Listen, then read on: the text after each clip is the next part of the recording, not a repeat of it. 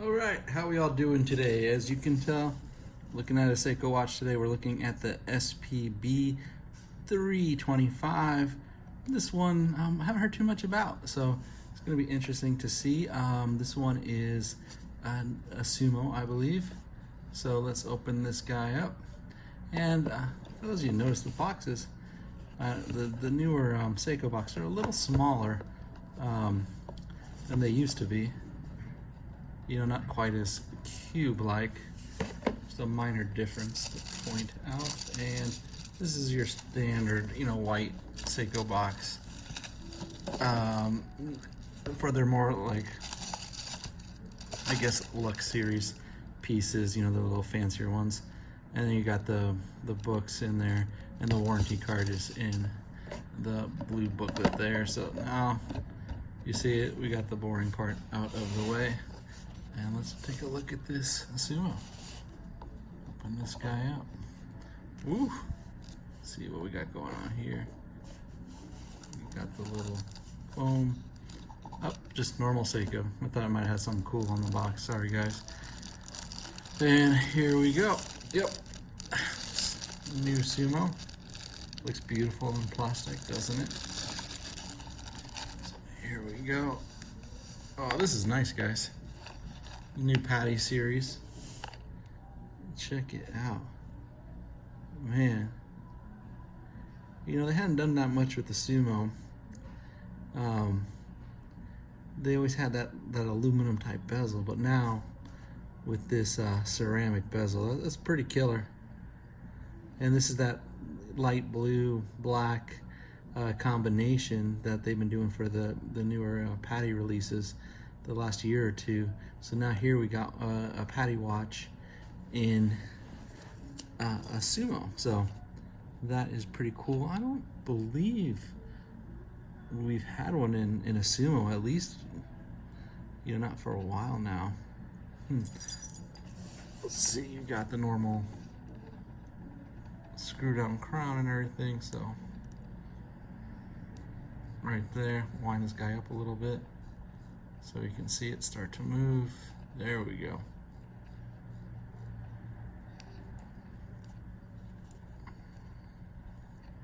Screw that back down.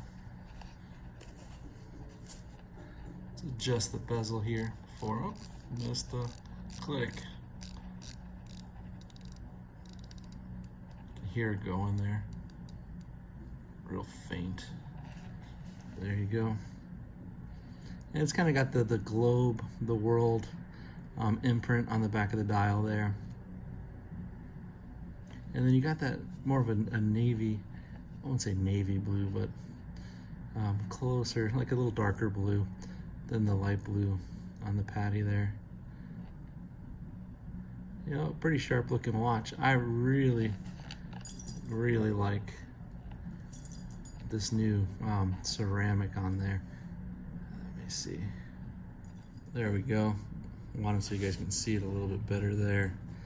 Man, just like when they upgraded the turtles, you had the regular turtles in there, they call them the king turtle. They added that ceramic, man. This really dresses up the Sumo a lot. I mean, look at that. I mean, it's got such a high polish on that ceramic, maybe almost a little too high because it seems to be reflecting everything in the world. So it does make it a little harder to read. But no, this is, that's probably the thing I like the least about the Sumo, was that aluminum type insert that just looked, it's not a cheap Seiko watch. The Sumos, cost more than the Turtles and the Samurai. So, having that little aluminum insert, and then when they came out with the King Seiko, the Sumo looked definitely a little more inexpensive than the others in the bunch, but this, dresses it up quite nicely. Sumo, no one really knows where the name came from. They think it might be like what the Sumos wear right up there at the 12 o'clock if you look at it. But no one really knows where the name comes from. The Sumo came out in 2007, so it's a newer dive model. You know, we keep talking about all the classics, you know, the 65, the 68, the Willards, all those guys. But this is a new addition to the Seiko dive family. 2007 it first came out, but it's got a little upgrade here, and it finally gets the patty treatment. Most of the watches, you know, in the Seiko core, you'll see with they've even done kinetics in the patty series, but I'm trying to think of if you guys can remember when they did a Sumo patty, let me know, because I don't recall any. But again, this is that new blue and white and black. They changed from when they originally kept doing the, you know, the PepsiCo colors, the blue and red with the patty. Here, let's take a look at the watch a little bit. So this is the accordion style strap. So they went for more of a tool look.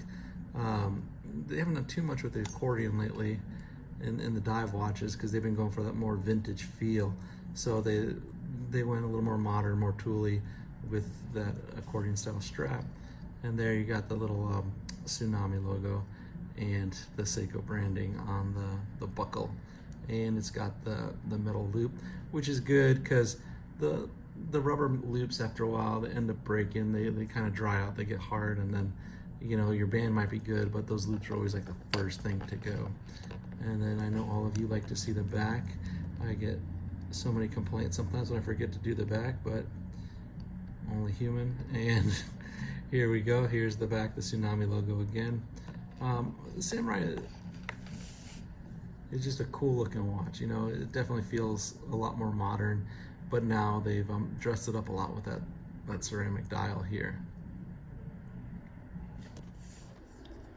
So here you go, the wrist shot of this new Seiko Sumo. The caliber is the 6R35. It's kind of the workhorse they've been doing in this price range. And this one here gives you the 70-hour power reserve.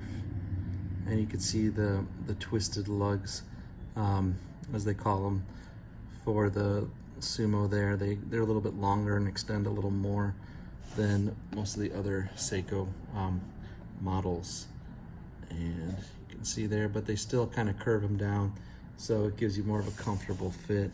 Now this is not a small watch. You can see it here on my wrist. My wrist is a 7.5 inch wrist, and the diameter of this guy here is 45 millimeters. So the Sumo is 45 millimeters, and if you're going from lug to lug, that one is 52.6 millimeters, and the thickness isn't too bad for a dive watch, 13.4, especially for one this size.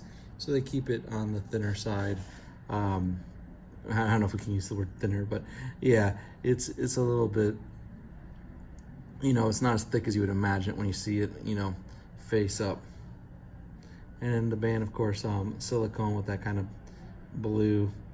And this is a special edition watch, which means it's not a limited edition watch, so they can kind of stop producing it when they want. They'll probably go through like a batch run or two and then kind of stop making them, and then, you know, they'll do a different sort of patty or something going on with that. So see it there on the wrist. It's a good looking watch. The black and the blue, it's kind of that light blue, you know, kind of reminds you, you know, the Caribbean and stuff like that. So it's a cool looking dive watch. It's sure to get you a little more attention than the old Sumos might, but very cool. So we'll go ahead and take a look at this baby in the dark, check out how that loom is. And there you can see I like the matting on the back. You know, it's a little more, the dial is more of a matte black, so it's not like shining back at you. It makes it easy to read, but that bezel does have quite a reflection to it. So we'll take this in the dark and we'll check out the loom. Here we got it in the dark. You can see that little marker by the 3. Pretty hard to see there, but at least it doesn't cluster up the whole dial. You can see the 12 o'clock there. You know, that's the marker there that people think that the name Sumo came from. you know, because it looks like what sumo wrestlers wear.